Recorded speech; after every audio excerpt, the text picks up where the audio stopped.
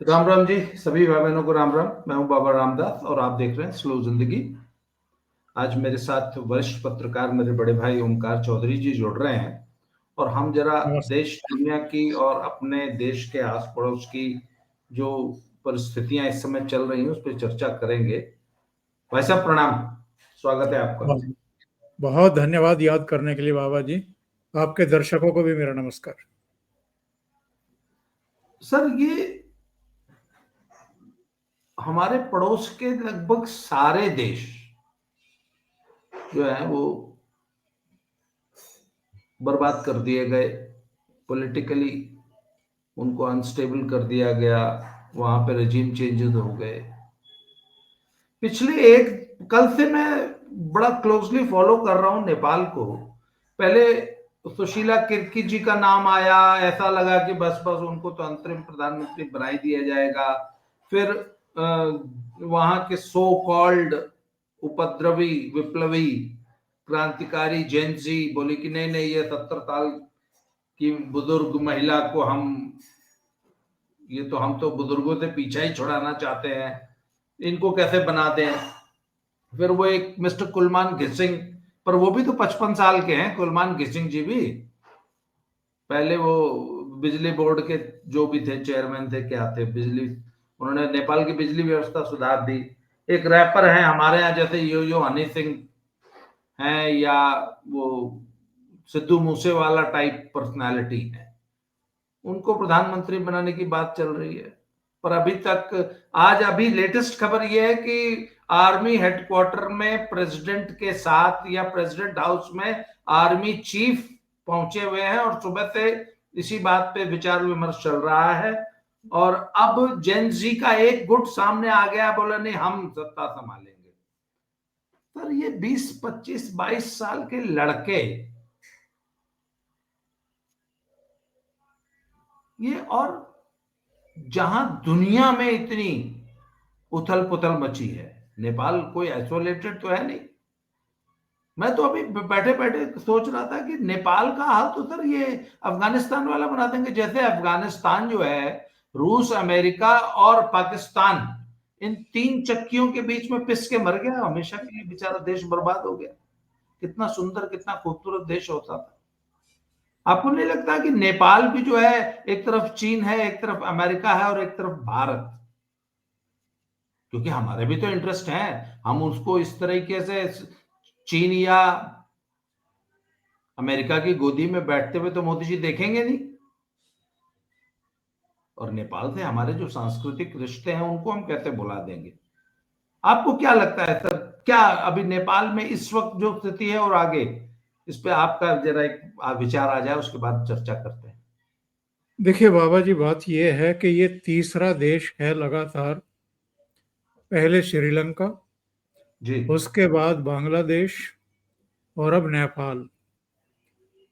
कोई चेहरा नहीं है इस विप्लव के पीछे, इस विद्रोह के पीछे कोई चेहरा सामने नहीं आता है। आप श्रीलंका में भी देख लीजिए, कोई चेहरा हो तो बता दीजिए। बस एक झुंड था हिंसक भीड़ का, जो सब कुछ तहस नहस किए दे रहा था। वहां भी प्रेसिडेंट हाउस में जिस तरीके से घुस गए थे, स्विमिंग पूल में जो प्रेसिडेंट का स्वीट्स था वहां तक, अंदर तक घुस गए थे, लूटपाट हुई थी, उनका खाने पीने का सामान, उनका सब कुछ उजाड़ पछाड़ दिया था। इसी तरीके से बांग्लादेश में ढाका में प्रधानमंत्री शेख हसीना के प्रधानमंत्री आवास में लोग घुस गए थे। उनके अद्य वस्त्र तक जो है वो कैमरों पर लहराए जा रहे थे। एक जी। अजीबोगरीब सा एक क्योस, एक माहौल वहां पर क्रिएट किया गया था दोनों जगह, बांग्लादेश में भी और इससे पहले श्रीलंका में भी। वहां प्रेसिडेंट को और यहाँ प्राइम मिनिस्टर को हेलीकॉप्टर से, विमान से देश छोड़ने के लिए बाध्य होना पड़ा। अब नेपाल में भी कोई चेहरा नहीं है। ये तीसरा देश है जहां पर कोई चेहरा नहीं है और उन्मादी भीड़ ने मंत्रियों को पीटा है, घसीटा है, नदियों में फेंक दिया है, उनके कपड़े फाड़ दिए हैं, उनके घरों को आग लगा दी है, एक पूर्व प्रधानमंत्री की पत्नी को जिंदा जला दिया गया है, पार्लियामेंट को खाक कर दिया गया है, यानी उसको पूरी तरह जला करके खत्म कर दिया सुप्रीम गया है, court supreme court supreme court को भी जला दिया गया है। तो सवाल ये है कि इन 3 देशों की ही अगर हम अभी बात कर लें, चलो म्यांमार में तो कहेंगे कि सेना ने आंग सान सूकी का तख्ता पलटा, उनको उठा करके जेल में डाल दिया और खुद सत्ता पर काबिज हो गए। इसी तरीके से पाकिस्तान में जो सेना थी उसका और डीप स्टेट का या अमेरिका का कहें, उनका एक मिला जुला एक षड्यंत्र था। इस वहां के सबसे लोकप्रिय प्रधानमंत्री इमरान खान को सत्ता से हटा दिया गया और अब वो जेल में पड़े हुए हैं। इसी तरीके से अफगानिस्तान की बात करें तो वहां भी जो चुनी हुई सरकार थी उसको हटाया गया और तालिबान को बैठा दिया गया। और अमेरिका इतनी जल्दबाजी में भागा कि अपने बहुत अत्याधुनिक और बहुत महंगे अस्त्र शस्त्र वहीं छोड़ करके निकल गया, जिसका यूज बाद में आतंकवादी संगठनों ने किया। लेकिन इन 3 देशों में तो कोई शक्ल किसी की थी नहीं, कोई लीडरशिप तो थी नहीं कि जिसके नेतृत्व में ये सब हो रहा हो। तो सवाल ये है कि फिर कौन ये सब करा रहा था? इसका एक ही जवाब है, डीप स्टेट के जरिए अमेरिका। और अमेरिका क्यों करा रहा था? श्रीलंका में भी राजपक्षे और दूसरे लोगों को सबक सिखाने के लिए या लाइन पर लाने के लिए। इधर बांग्लादेश में, क्योंकि सेंट मार्टिन द्वीप जहां अमेरिका अपना एक सैन्य ठिकाना बनाना चाहता था, दक्षिण चीन सागर के नजदीक, और इस पूरे इलाके में पैर जमा करके रखना चाहता था, वो शेख हसीना ने देने से मना कर दिया था। तो उनको सबक सिखाने के लिए जमात से लेकर के बीएनपी तक और तमाम दूसरे जितने भी आपके एनजीओ टाइप और दूसरे कठमुल्ले हो सकते हैं, उन सब के जरिए वहां पर ये खेल किया गया, ये तांडव रचाया गया और अपनी कठपुतली मोहम्मद यूनुस को वहां पर बैठा दिया गया। अब नेपाल में उनकी कोशिश है कि ऐसा कोई आदमी ना बैठ जाए, सुशीला कार्की जैसी, जो भारतीय संस्कृति, भारतीय मूल्यों और भारत के प्रधानमंत्री नरेंद्र मोदी से प्रभावित हों, और फिर से एनजीओ के जरिए ये सब फंडिंग की गई, सबको इकट्ठा किया गया। और चूंकि केपी शर्मा ओली और इनके पूर्ववर्ती प्रधानमंत्री, 3 पार्टियां ही तो हैं, वही अदल बदल के अपने अपने प्रधानमंत्री बनवा रही थी, और जो जन आकांक्षाएं थी, जो उम्मीदें थी, उन पर एक तरीके से तुषारपात कर रही थी। भाई, कारण क्या है नेपाल में इस विप्लव के, सत्ता पलट के? वहां के नौजवानों का कहना है कि हम बदहाली में जी रहे हैं, हमारे लिए कोई रोजगार नहीं, हमारे लिए कोई अवसर नहीं, एक अंधी सी सुरंग है, इसके पार कोई रोशनी दिखाई नहीं दे रही है। और इनकी संतानें, मंत्रियों की, प्रधानमंत्रियों की, वो ऐश कूट रही हैं, बहुत ही वैभवशाली जीवन जी रही हैं। तो वो आक्रोश पढ़ा गया, और पढ़ करके, चूंकि ये चीन की गोद में बैठे हुए थे, खासतौर से केपी शर्मा ओली और प्रचंड भी, तो इनकी सत्ता को पलट दिया गया। चीन के चंगुल से निकालने के लिए नेपाल में ये सब किया गया। बांग्लादेश में, क्योंकि एक द्वीप जो सामरिक महत्व का था अमेरिका के लिए, वो उनको नहीं दिया गया, तो शेख हसीना को हटा दिया गया। और वहां पर जो जमात और जो कट्टरपंथी संगठन है, उनको खुल करके खेलने का मौका दिया गया। तो हर जगह जो ये दिखाई दे रहा है, इसके पीछे कहीं ना कहीं अमेरिका की और दुनिया की कुछ ऐसी महाशक्तियों की चाल है। नंबर 3, भारत के आसपास के देशों में ही ये सब क्यों किया जा रहा है? हालांकि फ्रांस में भी शुरू हुआ है, लेकिन फ्रांस में अगेन मैं कहूंगा कि मैक्रो वो अमेरिकी ताकत के सामने घुटने टेकने को तैयार ही नहीं है। डोनाल्ड ट्रंप की जो नीतियां हैं उनका जम करके ना केवल वो विरोध कर रहे हैं, बल्कि पिछले कुछ दिनों में तो वो मजाक भी उड़ाते देखे गए डोनाल्ड ट्रंप का। तो वहां भी ऐसी ताकतों को आगे किया गया है। तो मोटे तौर पर आप कह सकते हैं कि भारत के ऊपर एक प्रेशर बनाने की कोशिश हो रही है। अलग अलग पड़ोसी देशों में ये सब करा करके भारत को डराने की भी कोशिश हो रही है कि अगला नंबर आपका भी हो सकता है। लेकिन ये लोग भूल जाते हैं कि भारत कोई छोटा मोटा देश नहीं है। मैं पहले भी शायद आपके प्रोग्राम में या किसी दूसरे के प्रोग्राम में कह चुका हूं, यहाँ अभी भी 80% आबादी हिंदुओं की है, सनातनियों की है। यहाँ की सेना हो, यहाँ के अर्धसैनिक बल हों, अलग अलग राज्यों के पुलिस बल हों या विशेष पुलिस बल हों, वहाँ भी बहुतायत सनातनियों का है, हिंदुओं का है। पुलिस और प्रशासनिक अधिकारी, जिनको हम भारतीय सेवा कहते हैं या प्रांतीय सेवा कहते हैं, वहाँ भी वर्चस्व अभी भी बहुसंख्यक आबादी का है। और यहाँ अभी भी गद्दार उतनी बड़ी संख्या में नहीं है। और चौथी बात, प्रधानमंत्री नरेंद्र मोदी की लोकप्रियता में, उनके प्रति लोगों के विश्वास में कोई कमी नहीं है। यहाँ रोजगार को लेकर के, बेरोजगारी को लेकर के या भ्रष्टाचार को लेकर के सत्ता के खिलाफ किसी तरह की नाराजगी देखने को नहीं मिलती है। क्योंकि जो विपक्षी दल हैं अलग अलग राज्यों में, जो वंशवादी विपक्षी दल हैं, उनके भ्रष्टाचार भी, उनके वंशवादी तौर तरीकों को लेकर के जनता में जरूर आक्रोश रहा है, जिसके चलते उनकी जमीन खिसक गई है। इसलिए भारत में अगर कोई ये कराने की या भारत को ऐसे आसपास के देशों में करा करके डराने की कोशिश कर रहा है, तो वो अपनी चालों में कामयाब नहीं होगा।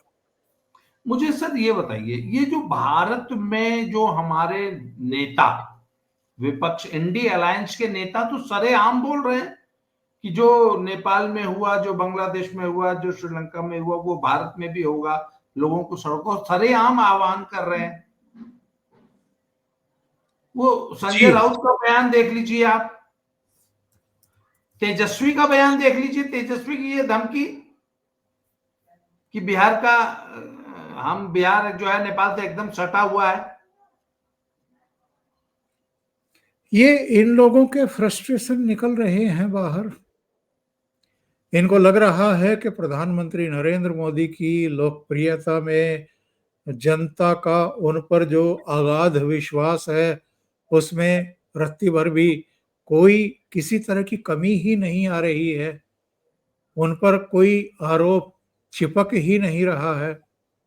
ग्लोबल रेटिंग अभी जुलाई में आई थी, शायद 75% की थी नरेंद्र मोदी की। आज ही आई है मॉर्निंग कंसल्ट की, कल आई थी, उसमें अभी भी 71% है। कोई दुनिया का दूसरा राष्ट्र प्रमुख इनकी लोकप्रियता के आसपास भी नहीं है। तो ये सारी चीजें हमें बताती हैं कि ये लोग जितने भी बयानबाज हैं या सोशल मीडिया पर भी, यूट्यूब पर भी जो लोग सक्रिय हैं, इनके फ्रस्ट्रेशन की वजह क्या है? ये चाहते हैं कि भारत में भी रिजीम चेंज हो। इनके इनके वीडियो में इनके फ्रस्ट्रेशन दिखाई देते हैं। लेकिन अगर प्रधानमंत्री की लोकप्रियता कम नहीं हो रही है, प्रधानमंत्री अगर लगातार, बल्कि मैं कहूंगा कि 24/7, बल्कि इंटू 365 डे, वो तो छुट्टियां ही नहीं ले रहे हैं। वो तो कहीं रहस्यमय यात्राओं पर भी नहीं जाते हैं, किन्हीं देशों में जाकर के गायब भी नहीं हो जाते हैं। वो तो कहीं विदेश यात्राओं पर भी जाते हैं तो उनकी मिनट्स तय होती हैं, उनकी मुलाकातें तय होती हैं, बायलैटरल टॉक्स हों या अंतर्राष्ट्रीय जो मंच बने हुए हैं उन पर उनकी उपस्थिति है। वो हर समय कैमरों पर रहते हैं। उनका सब कुछ जो वो विदेश में करते हैं, वो सारा कुछ देश की जनता को पता होता है। तो ये सारी चीजें शो करती हैं कि प्रधानमंत्री नरेंद्र मोदी, चूंकि अब आप देखिए 13 साल, 13.5 साल वो गुजरात के मुख्यमंत्री रहे और अब 11 साल से अधिक समय उनका एज प्राइम मिनिस्टर हो गए।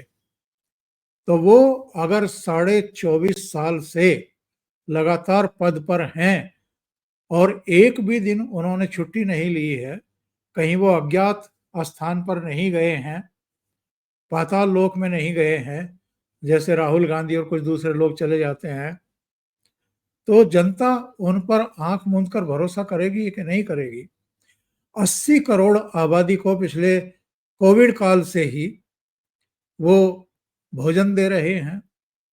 उन्होंने 4 करोड़ से ज्यादा लोगों को घर बनवा करके दिए हैं। ये आंकड़ा किसी और का नहीं, अंतर्राष्ट्रीय संस्था का है कि 27 करोड़ लोगों को गरीबी की रेखा से ऊपर लेकर के आए हैं। हर तरह के इंफ्रास्ट्रक्चर हो, सड़कें हो, रेलवे का कायाकल्प हो, हवाई अड्डों का हो, आप चारों तरफ देखिए और किस तरह की सुविधा कर दी है। जी आप म्यूट हैं।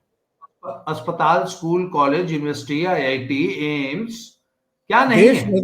देश बदलता हुआ दिखाई बड़े दे रहा है। बड़े यहाँ तक के वो मिजोरम से भी अगर रेलगाड़ी शुरू हो रही है, जी अगर श्रीनगर में और कश्मीर में दुनिया का सबसे ऊंचा ब्रिज बना है, वहां अगर ट्रेन चल रही है, श्रीनगर तक अगर ट्रेन जा रही है अब, तो इससे बड़े बदलाव और क्या होंगे?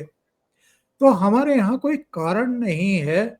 और देखिए, जो फ्रस्ट्रेटेड हैं, जिनको लग रहा है कि अब हम सत्ता से दूर हो गए हैं, धकेल दिए गए हैं, अपने कर्मों की वजह से ही हुआ है। और ये लोग अगर वापसी चाहते हैं तो बैलेट से तो हो नहीं रहा है, ईवीएम से तो हो नहीं रहा है, चुनाव कराने से तो हो नहीं रहा है। तो जब कोशिशें नाकाम हो जाएं तो साजिशें शुरू की जाती हैं। तो वही इस समय चल रहा है और उसमें ये कामयाब होंगे नहीं। सर, आपने कहा कि 13 साल गुजरात का सीएम, 11 साल थे भारत का पीएम, इसके बावजूद किसी किस्म की एंटी इनकम्बेंसी नहीं। सर, कई बार क्या होता है, एंटी इनकम्बेंसी नहीं होती पर वोटर फटीक बोल देते हैं उसको। जैसे वो वोटर फटीक कुछ दिन के लिए आपको ध्यान होगा, मध्य प्रदेश में शिवराज चौहान जी के खिलाफ देखी गई थी। वो जो एक उनको जो सेटबैक लगा था, it was not anti incumbency, it was just a voter fatigue. पर मोदी के खिलाफ तो वो भी नहीं। अच्छा, इसके विपरीत मैं जरा दर्शकों का ध्यान आकर्षित करना चाहता हूं। 1970 से लेके आज तक इंदिरा जी या कांग्रेस पार्टी इतनी बम्पर मेजॉरिटी के साथ चुनाव जीतती थी और with in 2 years extremely unpopular हो जाती थी देश में। 71 के इंडो पाक युद्ध के बाद जब वो दुर्गा कहलाई सो कॉल्ड, उसके बाद 75 आते आते इमरजेंसी लगानी पड़ गई, इतनी लोकप्रिय हो गई है देश में। उसके बाद आ जाइए, इमरजेंसी के बाद हार गई जनता पार्टी, जनता पार्टी के बाद फिर 1980 में जीती, 80 में भी 350 सीट जीती थी सर, और 84 तक आते आते देश जल उठा और उनके ही अंगरक्षकों ने उनको उनके घर में मार दिया। अच्छा, उसके बाद आ जाइए, उनकी हत्या से उपजी सहानुभूति लहर पे 410 सीट जीत के राहुल गांधी आए और मात्र 2 साल के अंदर इतने अनपॉपुलर हो गए कि गली गली में चोर है शोर है, राजीव गांधी चोर है, बोफोर्स चोर, और क्या क्या नारे लगे। और वही राजीव गांधी जो है वो 410 सीट से वीपी सिंह ने उनको चुनाव हरा के जो है घर बिठा दिया। कारण तो ये था कि ये कभी भी प्रजा पालक, प्रजा पोषक देश का सचमुच। अच्छा, ये 1970 से आज तक गरीबी हटा रहे थे, नहीं हटा पाए। देखिए, बात यह है, इंदिरा गांधी की विफलताओं की वजह, जो आपने 71 का जिक्र किया कि एक तरीके के से वो नायिका बन गई थी जब बांग्लादेश अलग हुआ। जी इनका डबल डबल स्टैंडर्ड देखिए ना आप। सर्जिकल स्ट्राइक हुआ, एयर स्ट्राइक हुआ, अभी ऑपरेशन सिंदूर हुआ। उसका श्रेय ये नरेंद्र मोदी को देने को तैयार नहीं है, लेकिन 71 की जो भी कामयाबी हुई उसके लिए ये इंदिरा को दुर्गा के रूप में एक तरीके से प्रतिष्ठापित करते रहे हैं। तो अगर तब की जीत के लिए, बांग्लादेश के निर्माण के लिए इंदिरा गांधी को श्रेय दिया जाता है, तो फिर चाहे गलवान घाटी हो, चाहे आपका ये 3 स्ट्राइक रही हो, एक ऑपरेशन सिंदूर रहा हो, तो उसके लिए वर्तमान प्रधानमंत्री ही उसके हकदार होने चाहिए, लेकिन उनसे हक छीना जाता है। इंदिरा गांधी के बारे में आपने कहा कि बहुत जल्दी अलोकप्रिय हो गई थी बांग्लादेश युद्ध के बाद। तो देखिए, जब चुनाव हुए थे 72 में, तो रायबरेली में किन हथकंडों से चुनाव जीता गया था उसको चैलेंज किया गया था राजनारायण के द्वारा। जी। और इलाहाबाद हाई कोर्ट ने ये पाया कि सरकारी संसाधनों का दुरुपयोग किया गया था, मिसयूज किया गया था। तो उनके चुनाव को अवैध घोषित कर दिया गया और 6 साल के लिए इंदिरा गांधी को सक्रिय चुनाव राजनीति से बेदखल किया गया कि अगले 6 साल तक आप चुनाव नहीं लड़ पाएंगी, यानी प्रधानमंत्री भी नहीं रह पाएंगी। वो प्रधानमंत्री पद छोड़ने को तैयार नहीं थी, क्योंकि बांग्लादेश वाले प्रकरण से पहले तो कांग्रेस दो फाड़ हो चुकी थी। वो गूंगी गुड़िया से लेकर के तमाम तरह के इन पर आरोप लगाए जाते थे और राष्ट्रपति चुनाव में भी ये गुल खिला चुकी थी। जो कांग्रेस पार्टी का अधिकृत कैंडिडेट था उसको हरवा करके अपनी पसंद का राष्ट्रपति बनवा चुकी थी। तो ये नहीं चाहती थी कि कांग्रेस में इनको पद से हटना पड़े और किसी और को प्रधानमंत्री बनाया जाए। इसलिए इन्होंने रातों रात, और उस समय 3-4 सलाहकार हुआ करते थे, रे साहब थे बंगाल से, बंसीलाल थे हरियाणा से, विद्याचरण शुक्ला थे, संजय गांधी थे, इन सब ने मिलकर के इनको अक्ल दी कि आप इमरजेंसी लगा दो, मार्शल लॉ लागू कर दो। उनके समझ में आ गया, वरना उनको पद छोड़ना पड़ता, कोई दूसरा प्रधानमंत्री बनता या नए सिरे से चुनाव होते। तो ऐसे में कांग्रेस पार्टी का बंटा धार होना ही था, क्योंकि एक होता है बाबा जी माहौल। आज की तारीख में भी जो लोग भारत में बांग्लादेश, श्रीलंका या नेपाल करना चाहते हैं, उनके लिए यहाँ माहौल नहीं है। यहाँ लोगों को रोजगार भी मिल रहे हैं, लगातार नौकरियां भी उपलब्ध हो रही हैं, लोगों के घर भी चल रहे हैं, गरीबों को घर भी मिल रहे हैं बने हुए, उनमें बिजली का कनेक्शन, रसोई गैस का कनेक्शन, उनमें टॉयलेट और 5 लाख तक का इलाज करने की आयुष्मान योजना, सारी चीजें तो मुहैया हो रही हैं, सामाजिक कल्याण के काम हो रहे हैं। जो जनधन खाते बनवाए गए थे कोविड काल में भी, उनमें पैसा पहुंचाया गया, बाद में भी अलग अलग योजनाओं का 100% पैसा उनके खातों में पहुंचता है। तो लोग आमतौर पर सेटिस्फाइड है मौजूदा प्रधानमंत्री और उनकी सरकार से। लेकिन जैसा आपने कहा, इंदिरा गांधी ने 71 में नारा दिया था गरीबी हटाओ, लेकिन किया क्या? और उससे परेशान होकर के, डबल स्टैंडर्ड से और झूठों से परेशान होकर, जेपी के नेतृत्व में बिहार से आंदोलन शुरू हुआ नौजवानों का, जिसमें अलग अलग समाज के लोग शामिल हुए और वो सब कन्विंस थे जयप्रकाश नारायण के आंदोलन से, कोज से। और जमीन पर लोग भ्रष्टाचार से, बेरोजगारी से, महंगाई से बहुत त्रस्त थे, परेशान थे। तो वो एक आंदोलन धीमे धीमे चाल से शुरू हुआ जो बाद में भूचाल बन गया। और नतीजा क्या हुआ कि इलाहाबाद हाई कोर्ट से फैसला आ गया, इंदिरा गांधी को लगा कि यही मौका है, और 25 जून को एक और घटना हुई थी दिल्ली में, रामलीला मैदान में जयप्रकाश नारायण की एक रैली हुई थी। और रैली में उन्होंने एक तरीके से डायरेक्ट एक्शन का ही नारा दे दिया था।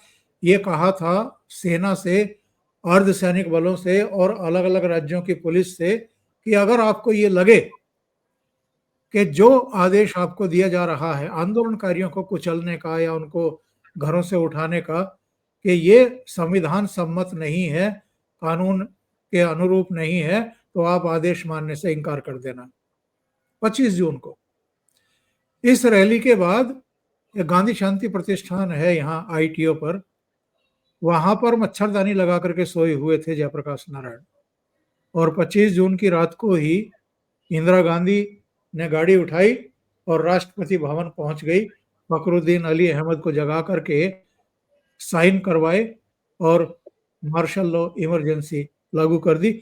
और उसी रात अधिकांश बड़े नेता, वो चाहे मच्छरदानी लगा करके सो रहे जयपी नारायण हो, जयप्रकाश नारायण हो, या अटल बिहारी वाजपेयी, अडवाणी जी, चौधरी चरण सिंह, मोरारजी भाई, जॉर्ज फर्नांडिस से लेकर के जितने बीजेपी के दूसरे नेता थे, सबको गिरफ्तार करवा करके रातों रात गेस्ट हाउस में अलग अलग जगहों पर नजरबंद करवा दिया, गिरफ्तार करवा के जेल में डलवा दिया। सेंसरशिप लागू कर दी गई अखबारों पर। एक इंडियन एक्सप्रेस ही बचा था, बाकी सब घुटनों के बल रेंगने के लिए तैयार हो गए थे इंदिरा गांधी के सामने। तो देश में अगर स्थितियां परिस्थितियां वैसी हैं, असंतोष है, भ्रष्टाचार है, सरकार कुछ नहीं कर रही है, कुछ करती हुई दिखाई नहीं दे रही है, तो माहौल बनता है सरकार के खिलाफ। यहां तो ऐसा कुछ है ही नहीं। इसलिए ये अपने फ्रस्ट्रेशन तो निकाल सकते हैं, अपनी कुंठा तो निकाल सकते हैं, बयान तो जारी कर सकते हैं सोशल मीडिया पर, मेन स्ट्रीम के मीडिया पर, लेकिन पब्लिक तैयार नहीं है इनकी बातों में आने के लिए, क्योंकि ये अपने अपने राज्यों में अपना खुद का ही भरोसा हो चुके हैं और पब्लिक इनसे मतलब बात भी करने को तैयार नहीं। इनकी रैलियों में, इनके रोड शो में भी अपनी उपस्थिति दर्ज कराने को तैयार नहीं है। अच्छा, मुझे एक बात बताइए, आमतौर पे जो चर्चा है इस समय देश में कि ये जो आज नेपाल में हुआ या कहीं और हुआ, ये भारत में ये ऑलरेडी ट्राई करके फेल हो चुके हैं। चाहे वो फिर किसान आंदोलन हो, चाहे वो सीएए हो, चाहे वो शाहीन बाग हो, और जो भी है। आपको लगता है ये दोबारा एक बार ट्राई और करेंगे? 100% करेंगे बाबा जी, आप देख लीजिएगा। ये जो राहुल गांधी ने कल कैमरों पर कहा है कि बस थोड़ा सा इंतजार कर लो, ये क्या है? ये कॉन्फिडेंस कहां से आता है? ये कहां से बागडोर इनकी ऊपर नीचे की जाती है? और एक घटना को हम कई बार भूल जाते हैं, जब ये 13 महीने का आंदोलन चल रहा था, ये लोग लाल किला पर चढ़ गए थे। इन्होंने तिरंगे के साथ निशान साहब का झंडा लगा दिया था। और उस समय के एक बहुत ही कॉन्फिडेंशियल व्यक्ति ने बताया कि अमित शाह ने जब प्रधानमंत्री नरेंद्र मोदी को फोन करके बताया कि ये लोग ट्रैक्टर लेकर के लाल किला पर पहुंच चुके हैं और लाल किले पर इन्होंने चढ़ाई की है, दिल्ली पुलिस के जवानों को पीटा है, सीआरपीएफ के जवानों को पीट करके नीचे गहरे नाले में डाल दिया है, बहुत सारे जवान घायल हो चुके हैं, तो प्रधानमंत्री ने उनसे कहा कि बस इस बात का ध्यान रखिएगा, फायरिंग वगैरह ना हो जाए। यानी इनकी साजिश ये थी कि फायरिंग हो, 10, 20, 50 नौजवान मारे जाएं, उसके बाद ये पंजाब, हरियाणा, दिल्ली, वेस्ट यूपी, राजस्थान, दूसरे राज्यों में बवाल करें, हिंसा फैलाएं, और जो 1.5 साल पहले दोबारा प्रधानमंत्री बने थे 2019 में नरेंद्र मोदी, उनकी सत्ता को उलट दिया जाए, पलट दिया जाए। तो वो तो चूंकि एक सुलझा हुआ नेतृत्व आजकल प्रधानमंत्री के तौर पर देश में बैठा हुआ है, तो उन्होंने इनकी साजिशों को भांप लिया और वैसा होने नहीं दिया। हमारे जवान पिट लिए इन लोगों से, वो घायल हो गए, वो अस्पतालों में भर्ती हो गए, लेकिन किसी ने फायरिंग नहीं की, क्योंकि ऊपर से आदेश थे कि फायरिंग नहीं होनी चाहिए। तो इन्होंने पहले भी साजिशें की हैं, ये आगे भी करेंगे। फ्रस्ट्रेशन में ये किसी भी हद तक जाने की कोशिश करेंगे। शाहीन बाग में 100 दिन तक इन्होंने आंदोलन चलाया था। इन्होंने जामिया मिलिया इस्लामिया से लेकर के कई जगहों पर हिंसा की थी, बसों पर पथराव किए थे, आगजनी की थी सड़कों पर, दिल्ली में दंगा कराया था जब डोनाल्ड ट्रंप अपने परिवार के साथ भारत यात्रा पर थे। तो इन्होंने प्रयास तो किए थे, आगे भी करेंगे। तो पिछली बार जैसे इस बार इन्होंने नेपाल में हिंसा की है, अगर दिल्ली में भी कुछ ऐसा ही ट्राई किया गया तो,